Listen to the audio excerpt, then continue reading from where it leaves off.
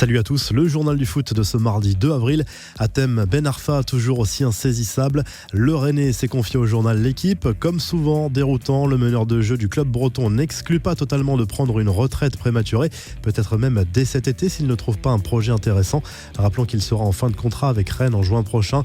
Dans un entretien accordé cette fois à l'émission Tout le Sport, Ben Arfa explique également pourquoi le club de ses rêves sera toujours le Barça et en profite pour égratigner le jeu des Bleus lors de la dernière Coupe du Monde.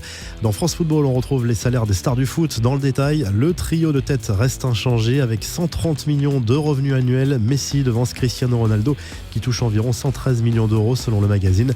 Neymar est 3e, Antoine Griezmann 4e. Kylian Mbappé et ses 25 millions grimpent dans la hiérarchie et la tendance ne devrait pas s'inverser dans le futur. Du côté des coachs, Diego Simeone est désormais l'entraîneur le mieux rémunéré de la planète foot. Les techniciens virés sont forcément bien classés grâce à leur prime de licenciement. Confirmation par exemple du jackpot touché par Thierry Henry. Ces 3 mois passés sur le banc monégasque lui ont permis de récolter plus de 25 millions d'euros au total. On devrait en apprendre un peu plus sur la relation entre Zinedine Zidane et ses joueurs dans un doc exclusif qui sera diffusé dans l'émission Transversale mercredi soir sur RMC Sport 1.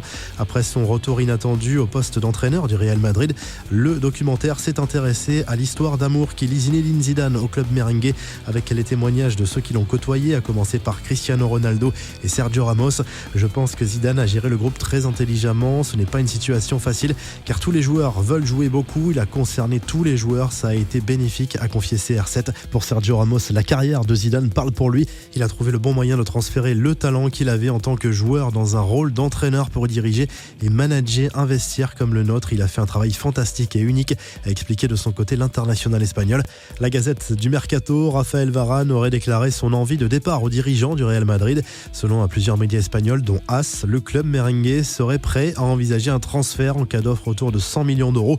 Varane ne se sentirait pas considéré à sa juste valeur, particulièrement depuis son retour de Russie en tant que champion du monde. Autre champion du monde qui fait l'objet de rumeurs de départ en Espagne, Antoine Griezmann pourrait finalement rester à l'Atlético Madrid. Dans une interview pour l'émission El Rondo de la télévision espagnole TVE, le président de l'Atlético a assuré que le Français resterait chez les Colchoneros cet été. Il ne partira pas, il va rester, c'est sûr, à 1000%, a confié le dirigeant madrilène. Quelques infos en bref et en images. Auteur de plusieurs vidéos peu glorieuses ces dernières semaines, Patrice Evra est désormais visé par une enquête du parquet de Paris pour ses injures homophobes sur les réseaux sociaux. L'ancien joueur de Manchester United avait lâché ses insultes contre le PSG après l'élimination parisienne en Ligue des Champions. La première demi-finale de la Coupe de France oppose ce mardi soir l'Olympique Lyonnais au Stade Rennais. Match à suivre sur France 2 à partir de 21h10. Le football peut rendre fou. La preuve en image avec ce fan qui a fêté le titre de champion remporté par le Racing Club en Argentine avec le crâne de son grand-père qu'il a délogé d'une urne funéraire.